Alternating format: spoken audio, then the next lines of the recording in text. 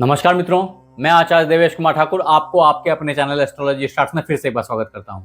दोस्त, आज हम एक खास घटना पे बात करने वाले हैं जो कि अंतरिक्ष में घटित हो रही है। वास्तव में शुक्रदेव वृषभ राशि से ट्रांजिट करने वाले हैं और वो तारीख है 19 अप्रैल 2026 की दोपहर के 3:51 पे ये ट्रांजिट होएगी और शुक्रदेव यहां से आपके पंचम भाव से निकल के आपके छठे भाव में विराजमान हो जाएंगे। ऐसे में आपको ये याद रखना चाहिए कि शुक्रदेव दो राशियों के स्वामी हैं।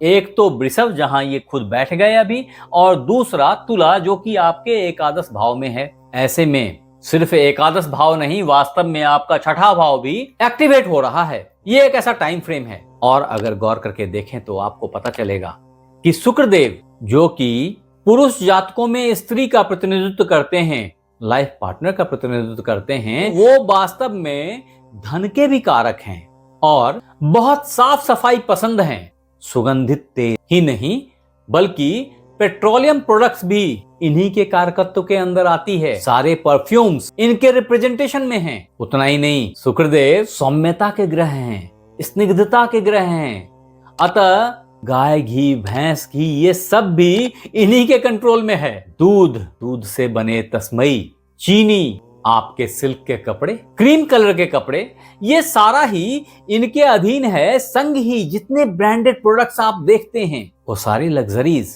शुक्रदेव के अधीन हैं। चाहे आप गुची की घड़ी की बात करें, चाहे आप रैडो की घड़ी की बात करें, या आप रोलेक्स वॉच की बात कर लें, अन्यथा बड़ी बड़ी लग्जरी गाड़ियां, मर्सिडीज, BMW, सारे ही शुक्रदेव के अधीन आती हैं। आजकल तो लग्जरी होम्स आ गए हैं, बहुत कॉस्टली दाम पे बिकते हैं। इनकी भी अधिपत्य शुक्रदेव की ही है। ऐसे में शुक्रदेव किसी कुंडली में अगर अच्छे होते हैं तो व्यक्ति बड़ा ही आनंद, एंजॉय, सुख, पद, प्रतिष्ठा और बड़पन वाला होता है। मुझे नहीं पता आपकी जन्म पत्रिका में शुक्रदेव की स्थिति क्या है। अगर आपको याद है तो आप यहां लिखिए कि शुक्रदेव जहां बैठे हैं आपकी जन्म पत्रिका में, वहां कौन सा नंबर लिखा है। भाव ना लिखिएगा, कारण आप इसे 6 भाव बोलेंगे, वास्तव में ये 10 भाव है। तो कई दफा मैं कंफ्यूज हो जाता हूं कि वास्तव में आप कहना क्या चाह रहे हैं। अतः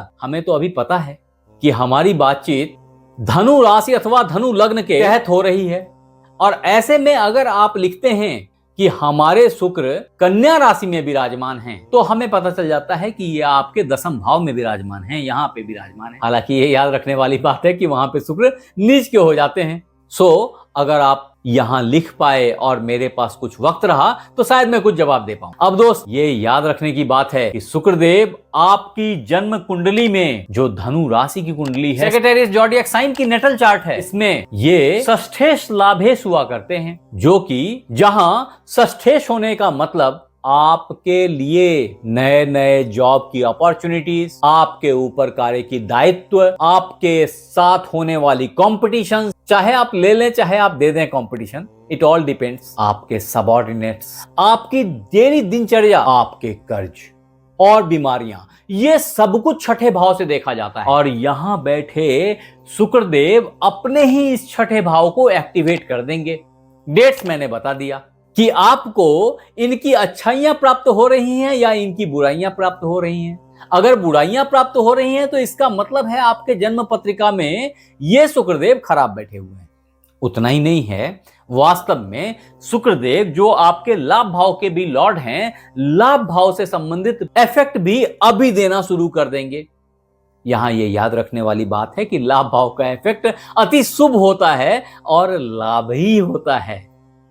चाहे डिफरेंट काइंड का लाभ हो, अचानक से कोई आकर के बोले कि अरे मैं तुम्हारा बड़ा भाई हूं, तुम पहचानते नहीं मुझे। जैसे कि भीम को हनुमान जी मिल गए थे और बताया था कि मैं तुम्हारा बड़ा भाई हूं। कहने का मतलब है ये भी एक काइंड ऑफ लाभ है कि भाई तो मिल गया।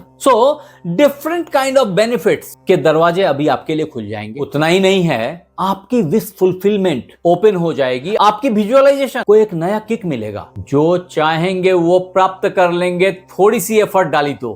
करके देखिएगा। ये जरूर है कि अभी आपका पंचम भाव उच्च का हो जाएगा और आपका फोकस ही चेंज होने वाला है। आपकी फोकस प्यार मोहब्बत पे उतर जाएगी और लाभ से लेना ही देना क्या।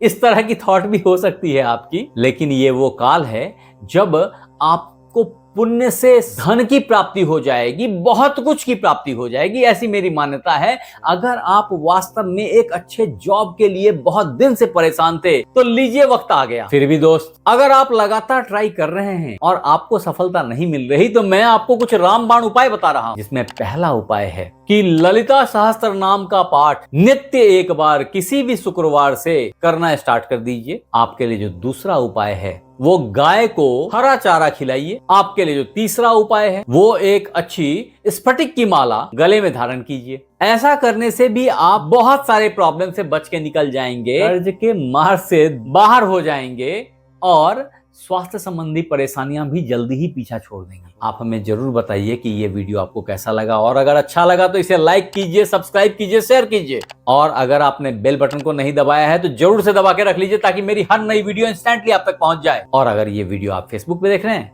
तो फॉलो कर लीजिए। आप हमारे साथ बने रहे, इसके लिए बहुत बहुत धन्यवाद। आपसे फिर मिलते हैं अगले एपिसोड में, तब तक अपना ख्याल रखें।